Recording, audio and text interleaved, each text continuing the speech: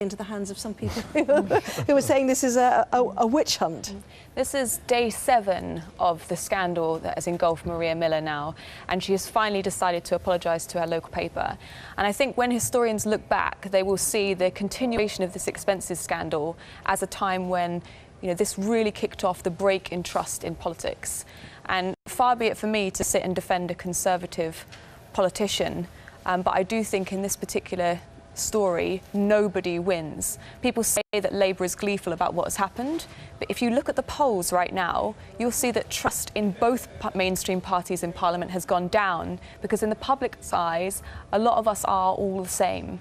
And so actually, I think this is a time for both parties to get together, to get a bit more cross-party consensus on perhaps what a lot of MPs are calling for, which is total independent regulation of expenses. So is that the problem here? What is the fundamental problem here? Is it the fact that her expenses payback was reduced from nearer to 50,000 to just under 6,000, or is it what some people call the pitiful apology she made in the House of Commons last week? This is a toxic combination of all of those things. This is a really badly handled allegation that she has gone forward and started a very defiant apology of 31 seconds long, which she clearly didn't want to give, and then she came back and now she's apologised in her local paper. But that sits on top of a really broken regulatory system, which is still totally unclear and leaves a lot of MPs, particularly new MPs who came to the House who weren't involved in that first set of scandals, very, very confused and very, very nervous about getting things wrong. Partly because this is quite a complex story, isn't it, in terms of her expenses.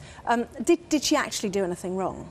Oh, she did, very much so. And I think if we move on to The Guardian, the real development of the day wasn't Maria Miller's somewhat pathetic second apology, which, by the way, a colleague in the office today read out, and that took her entire piece in the Basingstoke Gazette, that important journal, takes 56 seconds to read out, which is almost double the time it took her to read out her own apology in the House of Commons, 32 seconds. But what this is really morphing into, which is quite interesting, is it started off with a very senior MP and a member of the Cabinet who was unable to show the level of contrition the public really demanded for, let's face it, trousering £40,000 worth of extra interest payments from the taxpayer. She shouldn't have claimed, and she only had to repay back £6,000 because some very friendly MPs in the House of Commons decided £40,000 was too much.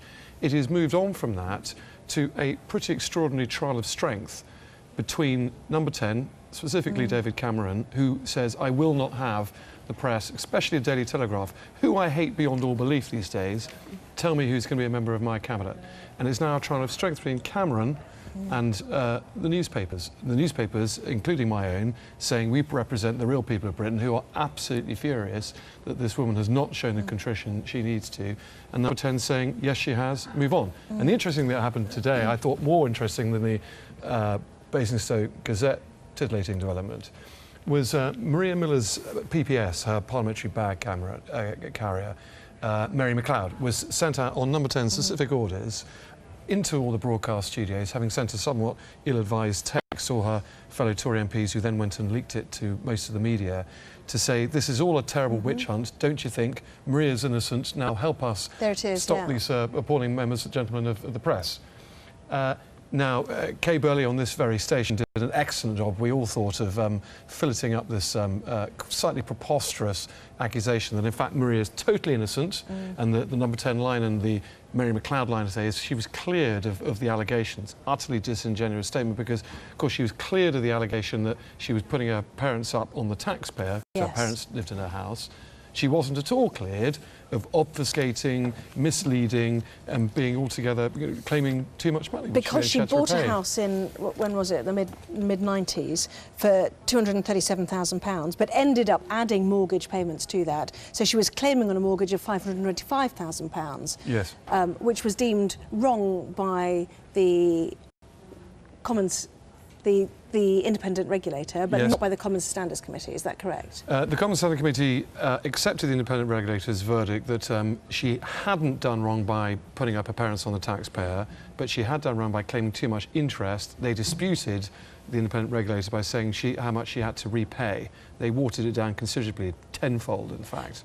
Should she have known those rules, though? That she should have only have claimed on the original purchase price of the property? That's what I'm saying. It's quite complicated, Yeah. this. No, it is complicated. Does she firmly believe that she has done nothing wrong, and that's why she was obfuscating to the inquiry, and she gave a pitiful apology in the Commons last week? You see, you could possibly allege that. I mean, far be it from us humble members of the press to go that far, but that is generally the feeling. That is Absolutely, the criticism. I think you've got it in one. The feeling is, OK, although technically she might have done something wrong, she employs expensive lawyers to argue the case vehemently to the independent watchdog, who then rule against. But she's fighting for her career, so why shouldn't she employ Problem lawyers? is, again, this is all about time perspectives and what happened then in 2009 and before then, before the expenses scandal. It was kind of anything goes. The rules were there to be broken, and MPs lapped it up. And I remember talking to you about it at the time, how sort of unbelievable it was. But that was then, and what MPs are very angry about today still is that they should still be judged by the lap standards of then, by today's rigorous. So that is why she's very nervous about eating too much humble pie, which is why she didn't do that, and which is why, through this, she does have some support on the Tory backbenches. I spoke to a couple of MPs today who were adamant that she'd done certainly enough to keep her job, and it was a dirty press witch hunt. And what's interesting about this story isn't actually, and I know it's probably getting so tedious and hard to follow now for the viewers at home, let alone you and everyone else. What's actually now interesting is who speaks for Britain, who speaks for the people. Is it the newspapers? And we're all self-appointed. We get voted on every day by the readers who buy it. We're not elected, obviously. Or is it Cameron and Number 10 who say, well, we'll decide, and the MPs who set Maria Miller's punishment, rather than independent watchdog. Right, just very quickly, tell me why you've picked the Morning Star, the communist paper. Dare I say, I think this is a terrific story, and what it is a Morning Star exclusive, which is not necessarily one we talk about too often here, revealing that the official Number 10 petitions website, the website that the coalition government and the new Prime Minister David Cameron set up when they came into Number 10, set up for anybody to launch a petition about anything, to have their complaint and have their voice heard, except that 61 times today, over the last few days, people have tried to set up petitions saying, sack Maria Miller, and 61 times, a little man or little woman in Downing Street has been pressing delete and getting rid of every single one of them. And it is desperately sad that this story has reduced Number 10 to that behaviour. And furthermore, I might add, they have also managed to unite the Morning Star with the Sun. We are, as we speak, our reporters are ripping this story off and trying to get it into tomorrow's paper as well. And it would have been you doing it if you weren't here. That is some feat, I have to tell you, that Downing Street have achieved. Very quickly, will she stay or will she go? I think she's going to stay now. If you can wear it out for 7 days, I think you can keep it going. Whether she should is a different matter. Tom? I think she'll stay. I think Cameron will now, hell nor high water, will change his view on this. And she'll well beat the Alistair Campbell 11-day rule. I think she's here for the duration. In the meantime, something completely different in the FT. A boost for the Chancellor after the IMF predicts the UK will top G7 growth, so beating the US, Canada, etc. And the point about this is the story the government would really prefer we were talking about, I guess, isn't it? Completely. Yeah, this is the real story of the day, as Tom and I were talking about a little earlier. But of course, it's been swept away by